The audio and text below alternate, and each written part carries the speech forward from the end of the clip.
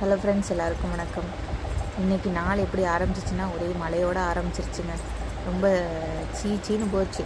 நாங்கள் வேறு ஊருக்கு கிளம்பணுமா, ஒரே மழை. என்ன பண்ணுறதுனே புரியலை. எப்படியாவது போய் தானே ஆகணும்னு சொல்லிட்டு பேக் பண்ணி எல்லாம் கிளம்பியாச்சு. கிளம்பி பாதி தூரம் போனால் மழை வந்துருச்சு. என்னடா செய்கிறதுன்னு சொல்லிட்டு அங்கனக்குள்ளே என்னை ஒரு இடத்துல பஸ் ஸ்டாப்பில் இறக்கி விட்டுட்டு கார் எடுத்துகிட்டு வரேன்னு சொல்லிட்டு என் வீட்டுக்காரே எங்கள் வீட்டுக்கு கிளம்பிட்டாங்க.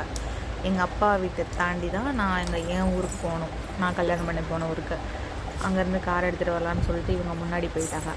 அப்புறம் எங்கள் அப்பா கார் எடுத்துகிட்டு வந்துட்டு என்னை கூட்டிகிட்டு போயிட்டு கிளம்பிட்டாங்க.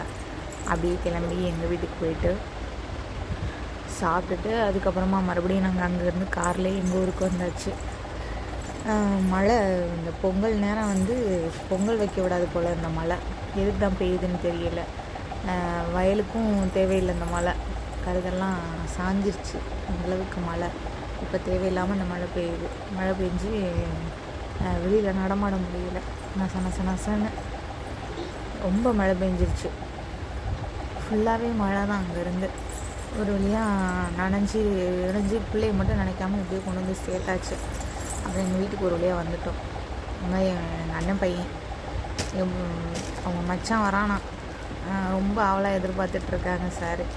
இந்தோடனே கைலாசு அப்படின்னு சொல்லிட்டு எனக்கு தெரியாது இந்த வீடியோ எடுத்தது. என் வீட்டுக்காரர் எடுத்துருந்துருப்பாங்க போடுறது.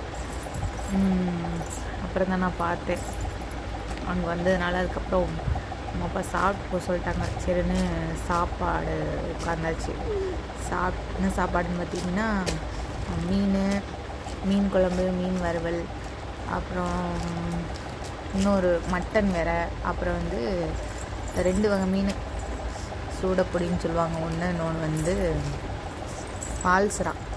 இவ்வளோ நாள் விரதத்தில் இருந்தாங்க. இனிமேல் ஒரு நான்வெஜ் எல்லாம் இருக்கும்.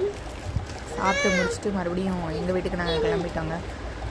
கிளம்பி அப்படியே வந்தாச்சு. வர வழியில் லைட்டாக தூரிட்டே தான் இருந்துச்சு. அப்படியே வந்தாச்சு. வந்ததும் அன்றைக்கி எங்கள் அம்மா அப்பா பிரசாதம் கொண்டு வந்திருந்தாங்க, எங்கள் அண்ணன் அண்ணியெல்லாம். அதை அன்றைக்கி நான் எடுக்கவே இல்லை. என்ன கொண்டு வந்தாங்கன்னு கூட தெரியாது. வந்ததோடு அப்படியே எடுத்து வச்சுட்டு நான் கிளம்பிட்டேன். இன்றைக்கி தான் அதில் என்னென்ன இருந்துச்சுன்னு சொல்லிட்டு பார்த்தேன். இதெல்லாம் அதான் எங்கள் அண்ணன் போயிட்டு வந்த பிரசாதம் ப்ளஸ் எங்கள் மாமா அப்புறம் இன்னொரு சித்தி எல்லோரும் கொடுத்து விட்ருந்தாங்க சேர்த்தாப்புல. இப்போ தான் நான் எடுத்து பார்த்துட்டு எடுத்து சாப்பிட்டுட்டு இருந்தேன். அப்புறம் அன்னைக்கு எனக்கும் எங்கள் அக்காவுக்கும் சேலை எடுத்து கொடுக்கணுன்னு ரொம்ப ஆசையாம்மா.